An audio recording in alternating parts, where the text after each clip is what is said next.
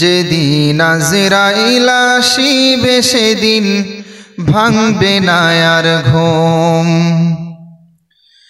সেদিন নাম ঠিকানা বদল হয়ে নাম হবে মারহুম। যেদিন আজরাইল আসিবে কাছে ভাঙবে না আর ঘুম। সেদিন নাম ঠিকানা বদল হয়ে নাম হবে মারহুম।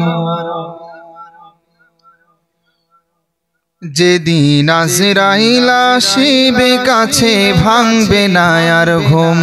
সেদিন নাম ঠিকানা বদল হয়ে নাম হবে মারহুম। কেউ বা তোমায় গোসল দিয়ে দিবে সাদা কাফন পরায়। কেউ বা তোমার খুঁড়বে কবর দিতে জনমের বিদায়। সোনার দেহ পোকায় খাবে কবর হবে নিঝুম। সেদিন নাম ঠিকানা বদল হয়ে নাম হবে মারহুম। যেদিন আজরাইল আসিবে কাছে ভাঙবে না আর ঘুম। বাবু দাদায়ার প্রতিবেশী কত জনে কবরবাসী।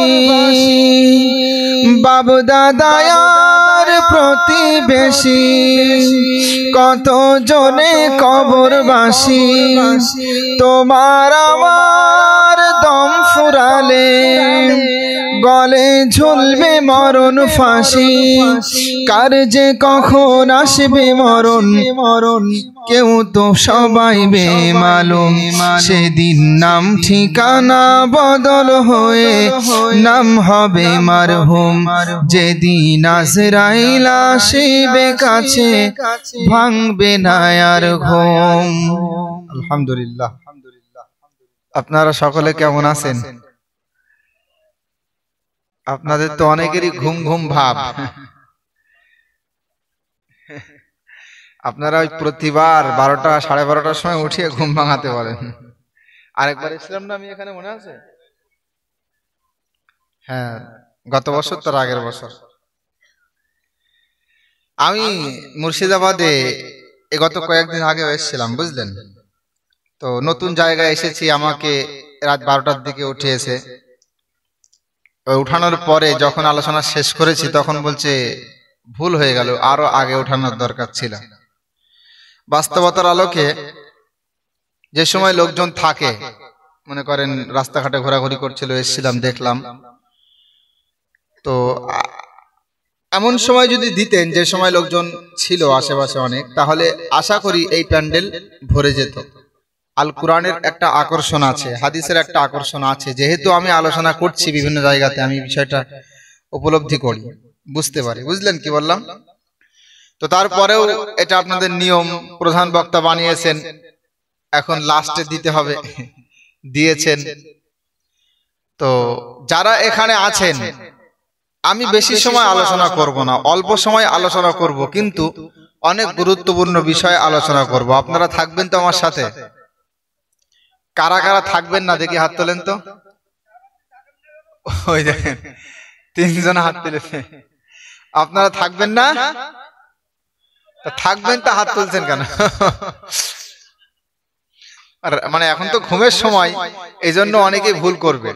আমি কোন এক মাহফিলে গত 2 বছর আগে আমি ওই জলসা করতে করতে আমার সময় দিয়েছে রাত 2টা থেকে 4টা পর্যন্ত। মানে খুব ভালো সময় নাকি? খুব ভালো সময়, তাই না? আমি বললাম আপনারা কারা কারা জাহান্নামে যাবেন দেখি হাত তোলেন তো। দেখি অনেকে হাত তুলেছে। এই চেয়ার এখানে সরিয়ে নিয়ে এসে দুজন বসেন, ভিডিও হলে একটু খারাপ লাগবে। সামনে বসেন, এখানে আসেন। এই সাইডে চেয়ার সরিয়ে নিয়ে এসে সামনে বসেন, দুজন মুরব্বী মানুষ। আচ্ছা, আপনাদের মধ্যে যারা এখানে আছেন কারা কারা জাহান্নামে যাবেন দেখি হাত তোলেন তো।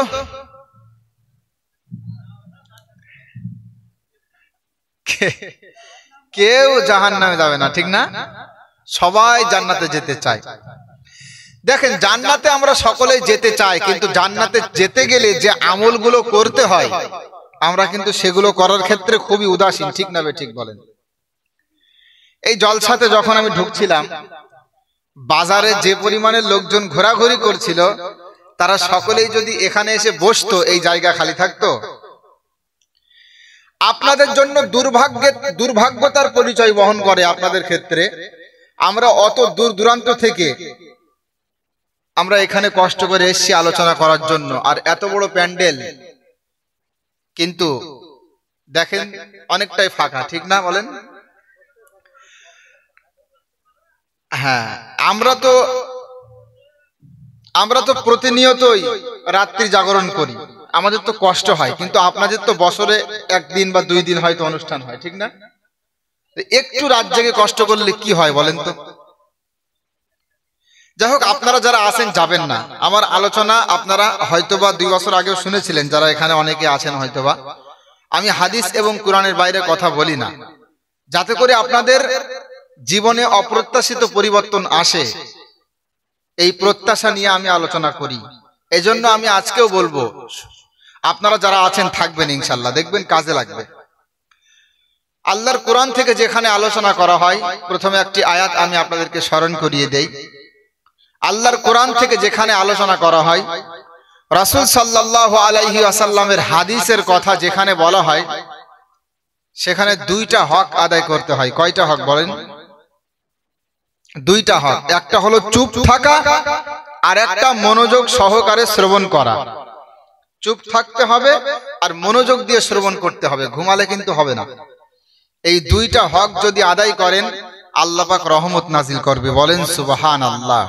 মহান আল্লাহ বলছেন, ওয়া ইযা কুরিআল কুরআনু ফাসতামিউ লাহু ওয়া আনসিতু লাআল্লাকুম তুরহামুন। বলেন আল্লাহু আকবার। একটু বলেন তো আল্লাহু আকবার। আমি বলতে বলি না, কিন্তু আজকে বলবো, যেহেতু ঘুমাবেন অনেকে, রাত হয়ে গেছে। মহান আল্লাহ বলছে, যখন তোমাদের সামনে কোরআনুল কারীম তেলাওয়াত করা হয়, যখন তোমাদের সামনে আল কোরআনুল কারীম আবৃত্তি করা হয়, তখন তোমরা 2টা হক আদায় করবে। কয়টা হক? কয়টা হক বলেন? 2টা। একটা চুপ থাকা, আর একটা মনোযোগ সহকারে শ্রবণ করা। এটা করলে কি হবে? আল্লাহ বলছেন, তোমাদের প্রতি রহমত নাজিল করা হবে। বলেন সুবহানাল্লাহ। আল্লাহর রহমত চাই না? চাই না? চাই তো। আল্লাহর রহমত যদি চাই, তাহলে আল্লাহর কোরআন থেকে আলোচনা করা হবে, মনোযোগ দিয়ে আপনারা শ্রবণ করবেন। যদি শ্রবণ করেন তাহলে শুধু রহমত নাজিল হবে, বিষয়টা এতটুকুই না। আমরা যারা বসে আছি, আল্লাহ দায়িত্ব নিয়ে বলছে, বান্দার ঈমানটা আমি আরো মজবুত করব, বান্দার ঈমানটা আরো শক্তিশালী করব। বলেন সুবহানাল্লাহ। মহান আল্লাহ বলছেন, ওয়া ইযা তুলিয়াত আলা